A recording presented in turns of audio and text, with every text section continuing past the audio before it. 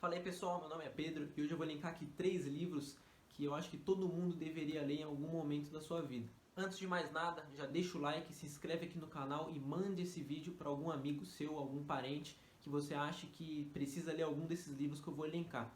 Então é isso aí, bora pro vídeo. O primeiro vídeo que eu vou elencar aqui é o Como Fazer Amigos e Influenciar Pessoas, do Dale Carnegie.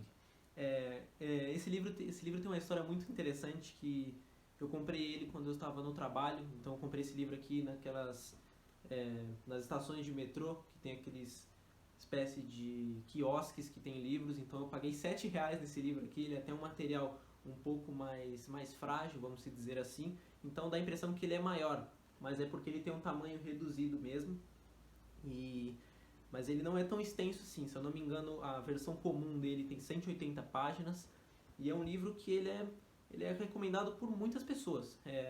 Mesmo eu não tendo comprado ele através de uma recomendação, foi justamente por eu ver ele lá e já conhecer ele pelas pessoas falarem. Então eu acabei comprando justamente por esse motivo. Eu já conhecia ele, também o acesso estava muito fácil, de R$ 7 apenas, para um livro de com conteúdo muito bom, que nem esse daqui. E os principais pontos dele, para a gente já ter aqui uma noção grande, para vocês entenderem também, acho que o mais importante é sobre a discussão. Ele diz que para você ganhar uma discussão, basta você não entrar nela. Em alguns casos aqui ele até cita uma estatística de que 9 em 10 discussões acabam com as duas pessoas com mais convicção ainda de que elas estão certas. Então em alguns casos, se você parar para analisar, você pode até vencer uma discussão, mas o preço que você paga por vencer essa discussão no longo prazo é muito ruim. Eu lembro que na época de escola eu tinha algumas opiniões divergentes das dos professores e eu acabava colocando isso para fora. Às vezes eu até colocava isso e gerava um conflito entre mim e o professor. Então, em alguns momentos eu achava, e até hoje acho que eu tinha razão no momento, mas por eu vencer essa discussão, vencer no sentido, no meu modo de ver, ele acabou fazendo algumas manobras, me mandando para a diretoria que a longo prazo não foi muito bom, até porque eu desgastei a minha relação com o professor. Então, às vezes naquele momento era só melhor eu me abster de não ter falado a minha opinião, que eu acho que no futuro eu teria um melhor convívio com o professor, porque não tem o que fazer. A gente vive na escola, em período escolar, ainda muito tempo com o professor, às vezes mais do que a nossa própria família. Então acho que naquele momento, se fosse voltar com a cabeça que eu tenho hoje, eu não entraria nesse tipo de discussão e deixaria o professor com a razão, justamente por esse convívio que a gente teria consequentemente. Outro ponto que ele diz também é o ponto para você dramatizar suas ideias antes de você fazer algum questionamento ou colocar as suas ideias para fora. Um exemplo que ele cita é quando algum casal, uma parte do casal vai pedir o outro em casamento. Então, em alguns casos, o homem se ajoelha. Então, quando o homem se ajoelha, a mulher já pensa o que ele quer. Então, ele já está fazendo um clima em torno do pedido que ele vai fazer. Ele não só chega nela e fala, quer casar comigo? Não. Ele primeiro prepara um clima. Geralmente, ele chama ela para ir em um restaurante, um pouco mais chique, um pouco mais romântico, para ele conseguir fazer esse pedido. Ou seja, ele está arrumando o ambiente para que tudo dê certo em prol do que ele quer. Então é muito diferente dele só chegar em um dia qualquer, acordar de manhã e pedir a mulher em casamento. Pode ser que aconteça em alguns casos, mas no livro aqui ele cita que é muito importante a gente dramatizar as ideias, para a gente conseguir ter uma melhor receptividade do que a gente quer. Então a gente já deixa o ambiente preparado em prol do que a gente quer. Mas basicamente, sobre esse livro aqui, foram esses 2 pontos que eu achei mais interessante para elencar aqui, mas além desses, tem muitos outros também, como chamar as pessoas pelo nome, não errar o nome das pessoas. E o próximo livro que eu queria falar aqui para vocês é o livro Audaz. Deixa eu só ver o nome aqui. Maurício Benvenuti. Ele é sócio da Startse, uma plataforma de conhecimento em negócios, e ele é ex-sócio também da XP Investimentos, que é uma plataforma de corretora de investimentos. E, aproveitando esse gancho, se você quiser saber como comprar R$ 100 em renda fixa, na prática, eu fiz um vídeo, um vídeo rápido, vou deixar ele aqui no card, aqui em cima, onde eu comprei R$ 100 de renda fixa diretamente no aplicativo, então eu espelhei a minha tela do celular e já fui falando o que você teria que fazer para comprar a renda fixa em si. A gente vive um momento do mercado muito bom para a gente comprar a renda fixa, e eu fiz esse vídeo justamente para você ver que com pouco você consegue comprar. A partir de R$ 35, se eu não me engano, você já consegue comprar renda fixa e sair da poupança. Então, caso seja de seu interesse, dá uma passadinha nesse vídeo aqui do card. Voltando ao assunto, o Audaz foi um livro muito interessante que eu li ele em 2021, acho que, se eu não me engano, ele foi o terceiro livro que eu li no ano, o quarto livro do ano, e ele também não foi nenhuma indicação. Ele eu justamente comprei porque eu achei a capa muito bonita. Na época eu não sabia ainda quem era o Maurício, que ele era ex-sócio da XP, ex-sócio da Startse, mas eu estava andando pela livraria, e achei essa capa muito bonita, com astronauta, o Audaz escrito em amarelo. Aí a chamada é as 5 competências para você construir carreiras e negócios inabaláveis nos dias de hoje. Então eu comprei esse livro, me surpreendi.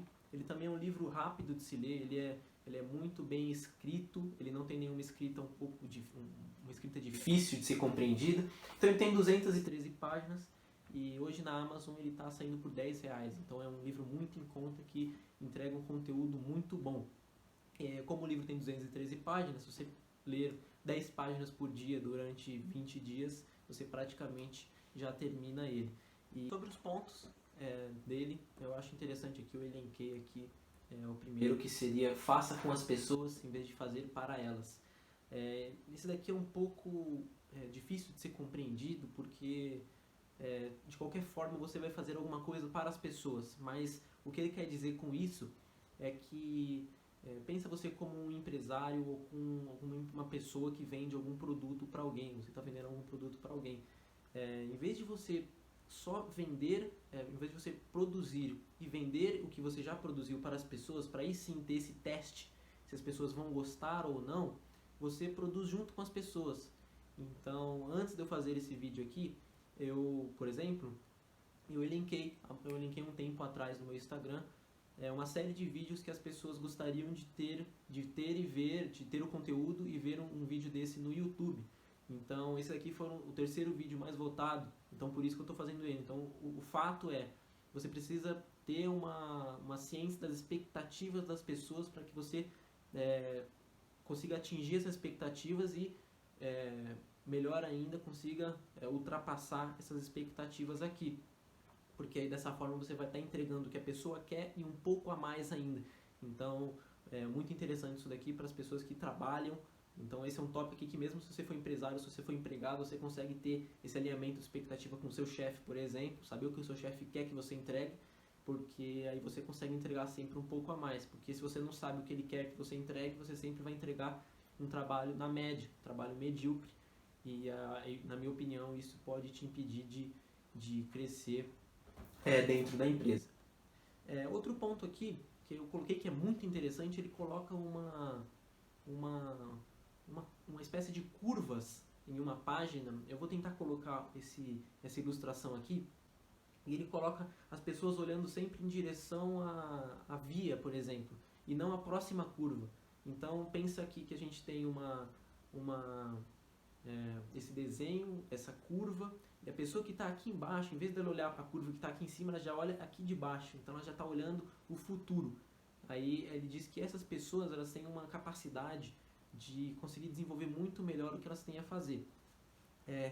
E isso ele conta através de uma história, que é a história do gelo, a indústria do gelo. Então, primeiramente, para você criar gelo, você ficava refém da sazonalidade. Então as pessoas tinham que ir lá, morar em lugares extremamente frios, para quando surgisse a época certa, eles irem lá e sair cortando o gelo para conseguir disponibilizar isso. Isso tornava o produto muito escasso e, consequentemente, muito caro. Depois disso, veio a indústria. Então, a gente não precisava mais ter essa sazonalidade, porque através de equipamentos industriais a gente conseguia produzir gelo através da baixa temperatura, é claro. Mas ainda era uma coisa que não era democrática, não era todo mundo que tinha, apenas as grandes indústrias que possuíam esse equipamento e conseguiam fazer o gelo em si. E depois de tudo, a gente teve a democratização, que aí a gente teve o lançamento das geladeiras, refrigeradores domésticos, que aí acabou que quebrou essa indústria, quebrou assim essa indústria de produção de gelo. Então aqui a gente pode até fazer outro paralelo, além desse pensamento na próxima curva, pensar no modelo de negócio dessas que a gente teve. Então primeiro a gente teve as pessoas, os equipamentos industriais e depois o refrigerador. Então nessa terceira parte aqui, que foi quando disruptou essas outras duas, na verdade a última, porque essa daqui já tinha sido disruptada, a gente teve um pensamento por quem produziu da melhor experiência para o cliente, porque dessa forma hoje em dia você faz gelo muito rápido. Se eu sair daqui agora, levantar, colocar ali na forma de gelo água e deixar lá, em 2 ou 3 horas ou até menos eu tenho gelo para pronto uso. Eu não preciso comprar, ir em algum lugar para comprar gelo. É claro que existem algumas exceções quando você quer muito gelo, mas isso acabou democratizando muito a indústria do gelo em si. Então esse daqui é um ponto muito interessante. Quando eu li isso daqui, parece que abriu a minha mente. Então foi um ponto também muito legal que eu vi. Isso também eu estou vendo nesse livro aqui do Carlos Busch, que inclusive está assinado por ele. Carlos Busch é o vice-presidente de vendas, foi vice-presidente de vendas da Salesforce, da Oracle. Atualmente ele trabalha no grupo primo do Thiago Nigro e do Bruno Perini. Então ele também conta essa história justamente falando dessa atenção ao cliente que eu citei anteriormente. Então é basicamente isso. Esse livro é um livro muito bom, eu recomendo demais ele, porque esse daqui abre um pouco a mente, tira a gente do normal do dia a dia. O terceiro livro da nossa lista é o livro do Ben Zruel, Eu Vou Te Ensinar a Ser Rico. E a chamada do livro é a seguinte: 3 passos simples para quitar as dívidas em 12 meses e construir a liberdade financeira. O autor ele é de Israel, o Ben Zruel ele é de Israel. Então se você procurar alguns vídeos dele no próprio YouTube, você vai ver que ele tem um sotaque um pouco diferente, mas isso não afeta em nada o conteúdo do livro. Eu acho que até potencializa o conteúdo do livro. Retomando aqui, tive que fechar a janela porque o cachorro começou a latir agora que eu estou gravando o vídeo. Então a gente parou aqui falando da chamada desse livro.